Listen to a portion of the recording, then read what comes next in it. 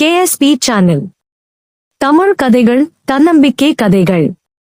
தேவதை காட்டிய வழி.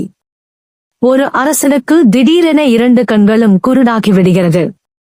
அதை குணப்படுத்த மலேச்சியில் உள்ள சஞ்சீவி மலையில் உள்ள மூலிகையை கொண்டு வந்து பிழிந்தால்தான் முடியும். அதற்கு மலையடிவாரத்தில் உள்ள தேவதை வழிகாட்டினால்தான் முடியும். அந்த அரசனுக்கு 3 குமாரர்கள். அதில் முதலாமவன் கொண்டு வருகிறேன் என கிளம்புகிறான். தேவதை வழிகாட்ட ஓர் நிபந்தனை விதிக்கிறது.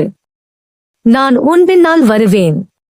நான் இடது பக்கம் திரும்பு என்றால் இடது பக்கம் திரும்ப வேண்டும்.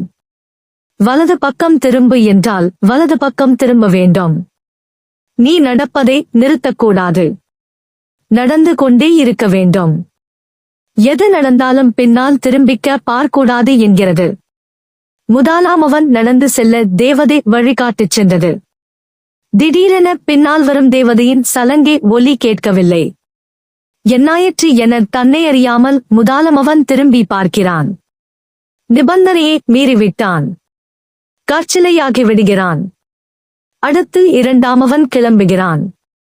கிட்டத்தட்ட நிபந்தனைகளுக்கு உட்பட்டு பாதி தூரம் வந்து விடுகிறான். திடீரென சிரிப்பு ஒலி கேட்கிறது. ஆர்வம் மிகுதியால் திரும்பி பார்க்கிறான்.